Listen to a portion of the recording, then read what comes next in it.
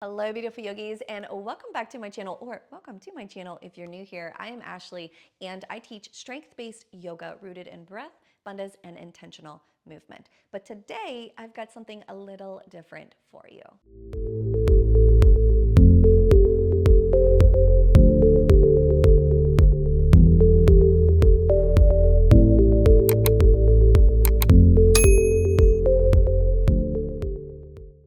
So let me ask you something. Okay, so you train your body, you train your core, you do all those physical things, but have you ever trained your breath?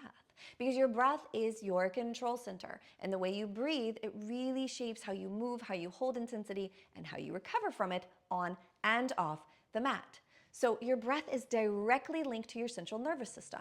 So it activates either your parasympathetic or your sympathetic nervous system. So your rest and digest or your fight or flight response. This is huge. So whatever system that you're operating from is really going to shift, change, and alter how you feel. So how you focus, how your strength is, how good your sleep is, even down to your weight loss and your ability to lose weight. So today I'm going to guide you through 3 powerful pranayamic techniques that are going to help you build strength, clarity, and nervous system mastery. So this isn't just about stress relief, okay? This is breath work as training, all right? So we're gonna go ahead, we're gonna dive in. So first, what is pranayama?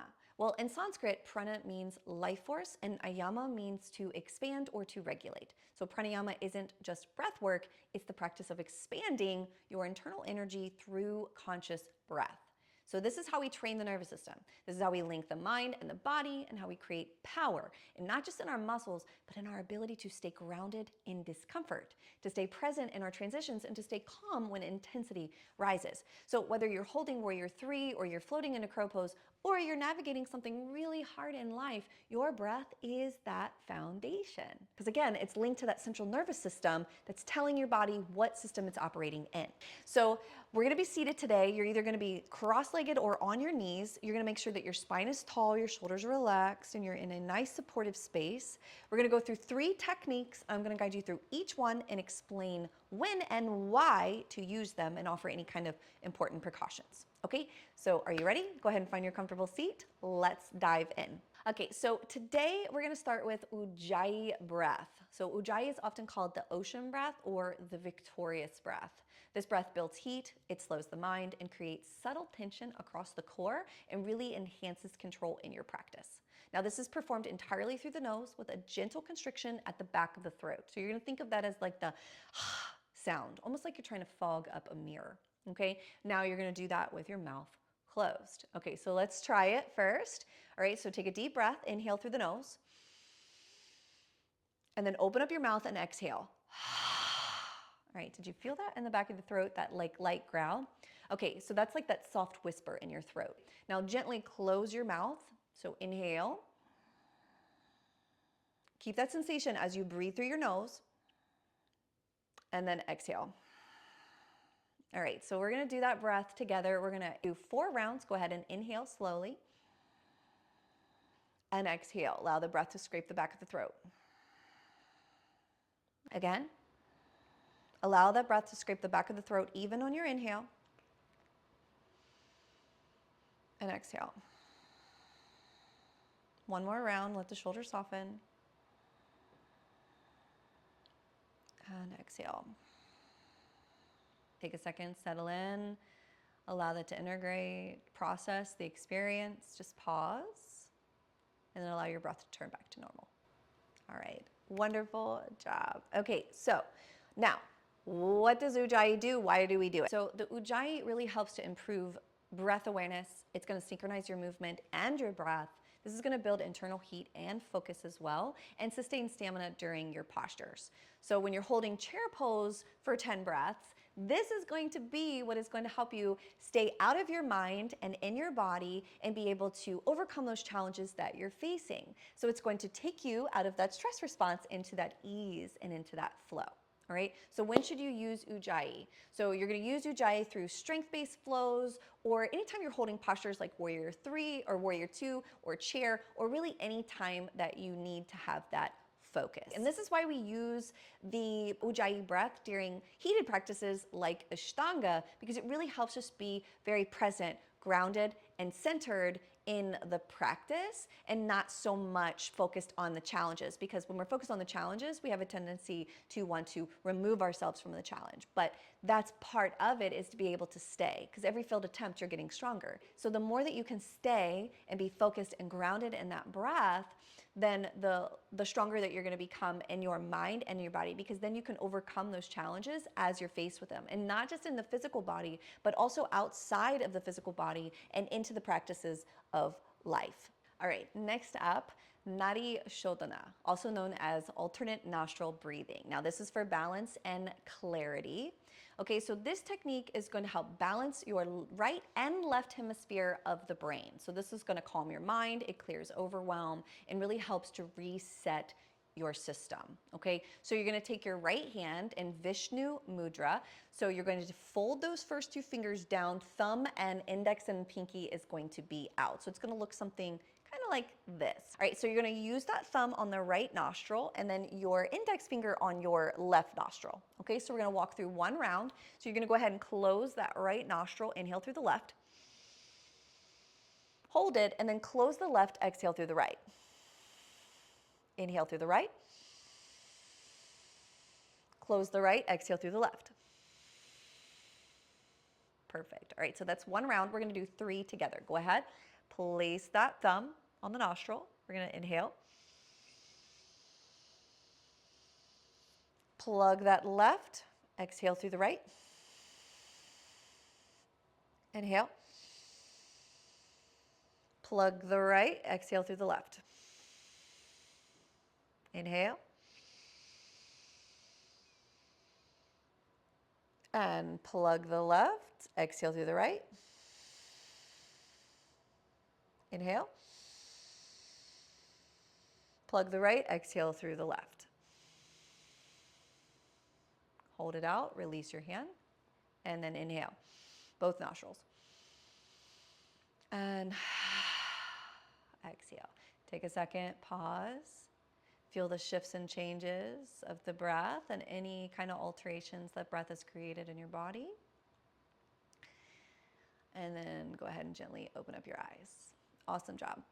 Okay, now you're gonna do that for roughly about 10 rounds, whatever you feel comfortable with, or really until that stress response relaxes or you become more focused, or whatever it is that you're actually using it for, or if you're just wanting to just be grounded. So about 10 rounds, feel good, and then come back to your normal breathing and just take a second, pause, notice how you're feeling, and bringing that awareness to your present moment in those shifts and changes. Okay, so let's cover a little bit about the benefits of Nadi Shodhana. So Nadi Shodhana is really good for mental clarity and balance. It also helps in nervous system regulation, emotional reset, and enhanced decision making, because of what it's doing to the right and left hemisphere of the brain, right? So it's helping balancing out that. So it's helping to remove that brain fog that creates that lack of clarity, right? So it's going to help. So when you remove that fog and that and then you have that more mental clarity, then you're going to be able to make decisions more clearly, right? I mean, it just makes sense. And again, because of that balance of the right and left hemisphere, it really helps in that emotional reset. So it's going to help balance you emotionally on that level. And that's also partly because of how it's activating the parasympathetic nervous system responsible for that rest and digest. So those are just kind of byproducts of activating those systems, essentially. When should you use Nadi Shodhana? So you're going to use Nadi Shodhana before class or after intense effort, before sleep, or any time that you really begin to feel overstimulated. Now, some contradictions. It is safe for most people, but if one nostril is congested, just take it a little easy or skip it. Now, I have personally found that if I am a little congested and I practice Nadi Shodhana, it really does help to balance more of those passages. It helps clear up that congestion a little bit, and I am able to breathe a little better. I have noticed that that really does help open me up a lot.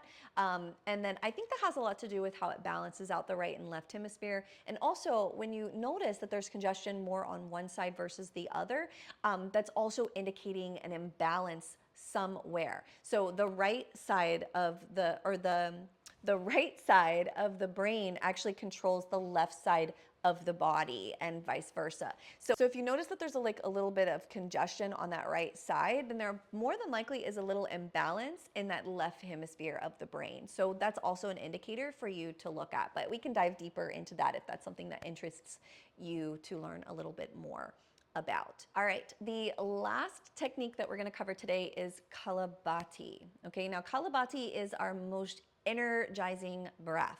So Kapalabhati actually means skull shining breath. So it activates the core, it clears mental fog, and really lights up your system. It's a forceful exhale through the nose and using your lower belly to pump that air out, okay? So you're gonna inhale passively, but you're going to forcefully exhale, all right? So we're gonna do it together. So sit up tall, take a gentle deep breath, inhale, and then sharp exhale. So I'm just gonna demonstrate 5 to 10 first, and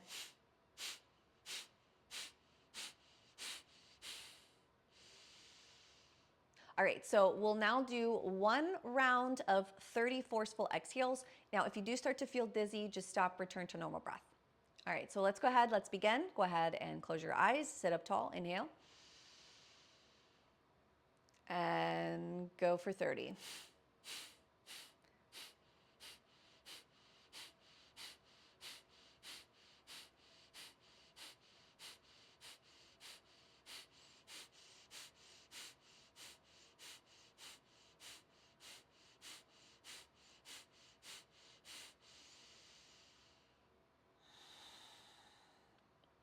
Take a deep breath and exhale.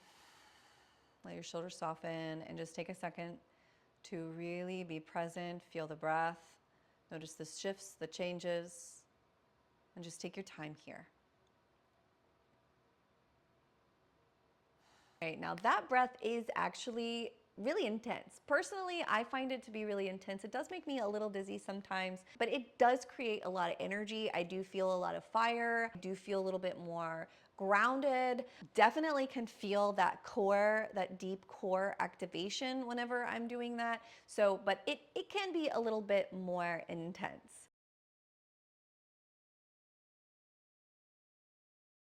So when is the good time to use it? It's really good to use in the mornings before core work, before arm balances, or when you need to really refocus and energize. Now, some contradictions. You should avoid if you're pregnant, if you have uncontrolled high blood pressure, or any kind of recent abdominal surgeries, or if you have active anxiety. Now remember, never force it. Clarity always over intensity. Okay, so let's do a little recap on all 3 of the techniques of when to use them. So the Ujjayi, again, you're going to do that more during your flows, transitions, and your strength holds. Nadi Shodhana is going to be really good before your class, after a lot of effort, or when you need that reset. And then Kapalabhati is going to be really good in the mornings, pre-core drills, or when you have those low energy moments. Now, these aren't just breathing techniques. Keep that in mind. These are systems of self-regulation. These are tools for inner strength, ways to build presence under pressure, which is what real power looks like. All right, well, I hope you felt something shift today. Maybe more energy, maybe more calm, or maybe just the realization that strength doesn't start with the body. It starts here.